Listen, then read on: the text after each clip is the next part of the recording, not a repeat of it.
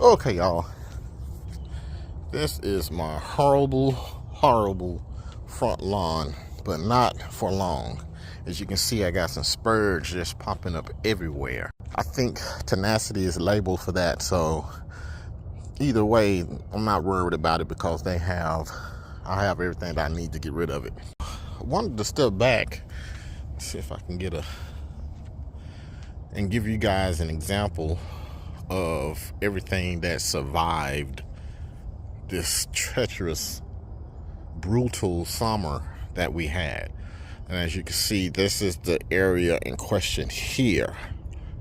I'm going to attribute most of it to the heat, but I could have had some fungus issues. Now, this area here was a test plot for that Kentucky bluegrass. I wanted to see how well that stood. It didn't work that well as far as the heat is concerned.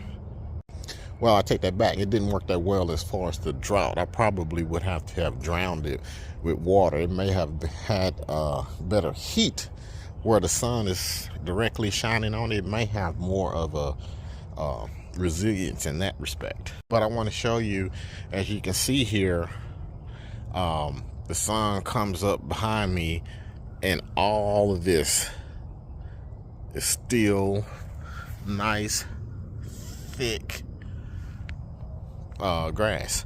This is fescue, and we had horrible temperatures. Now, you know, even though the shade areas are here, a lot of people say that shade areas were just fine. As you can see, this area is not shaded. The tree comes over, the sun is going back behind the house, so it's not really shaded per se. But nevertheless, this is it, and this is, in my opinion, like 30% of the lawn got just toasted. Now this side of the lawn, it looks pretty bad and thinned out because I got that Greenworks dethatcher out on it, and it did a number on it. I mean, you can see the dirt. It looks like it actually pulled up a lot of grass with it.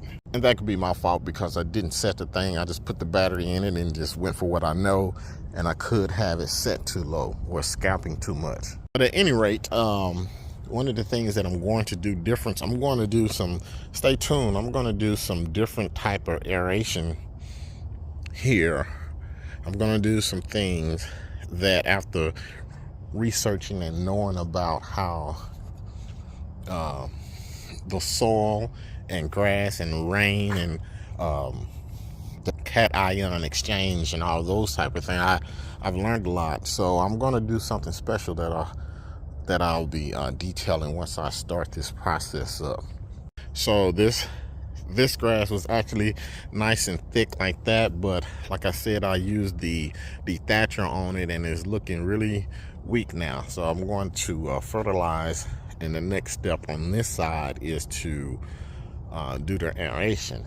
And then of course I have to dethatch and aerate all of this. But for you guys who are interested or have made the switch, I mean, this is very promising to me.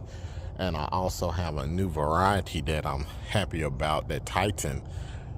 You know, there's going to be a different brand that I'm talking about coming up here, along with the Barenbrug. So, especially if you're in the area near me or in Texas and you want to try this, I would say go for it. The biggest thing that you're going to have to do, and a lot of my early videos I talked about it a lot, and I still have to talk about it because it's the main deciding factor on whether your grass survives or not, is fungus control. Fungus control is going to be your biggest issue, and typically that's going to be from, let's say, May through the reseeding, May all the way up into October, maybe around here, that I will put it out. And with the combination of the azoxystrobin and propiconazole, that's roughly 28 days, 4 weeks apart. So you basically putting it out, you know, once a month, basically, almost. And with you using both of the products together and a good surfactant. You're only using a quarter of the amount that they say that you need.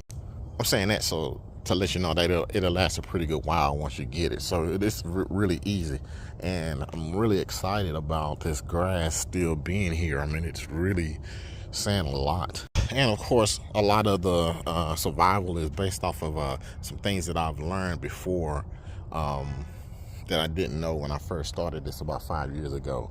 A lot of survival is predicated on that, but now even knowing even more and getting different varieties of grass has made a difference too. Yeah, because this is really nice after having the type of year we had. And this is the worst year. If we just had a normal year where we don't normally get up to the 117 near 120 temperatures, that's not normal for us. So it's very encouraging. So one of the things I do want to say, if you are changing these, or if you want to try this, you may want to try it in your backyard or even perennial rye.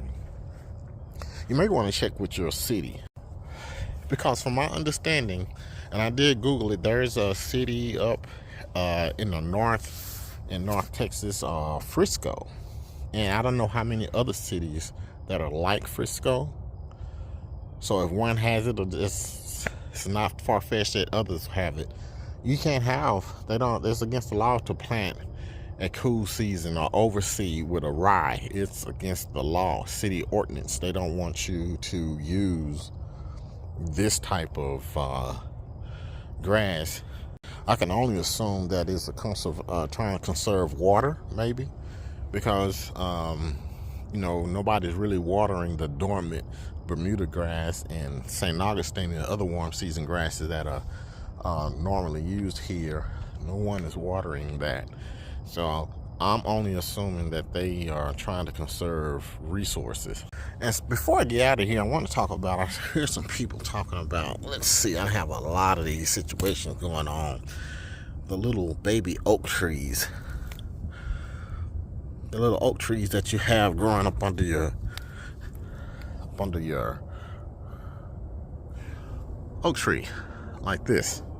Now, as far as killing this, you hear a lot of people say, "Oh, there's nothing you can do about it," and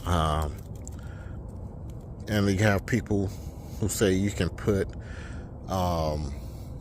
it, and it'll die out. And then some people say you can put some type of herbicide on it. So let me give you the skinny on that. Actually, when you see these little things, some people call them suckers. When you see these growing up, a lot of times the root of the tree are sending out these, they call them suckers. This is actually attached to the root.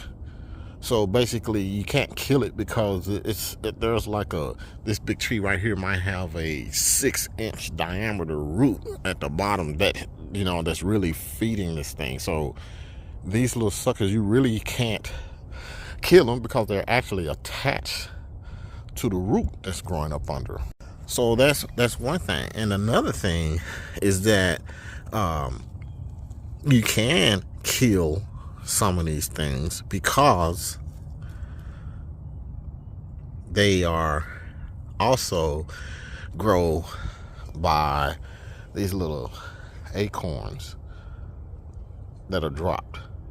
So when you use a broadleaf weed killer like a 2,4-D or something like that, when you use that, a lot of these will die off because they are from seed. And then the ones that remain, that they are actually suckers from the tree, and you can't do anything about that except just cut it. And some people, like you see me with this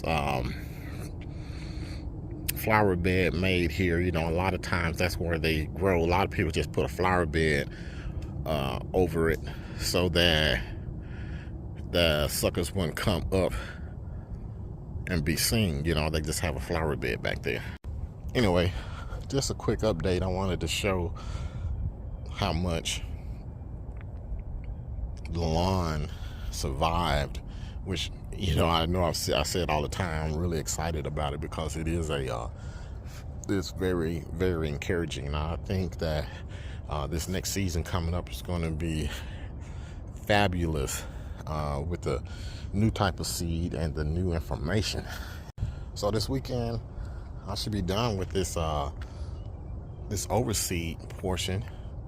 I'm going to get that Greenworks out, finish aerating, and finish dethatching. Get myself my pre-emergent down with that. That would be tenacity and my starter fertilizer, and then the show is on the road. Thank you guys for watching.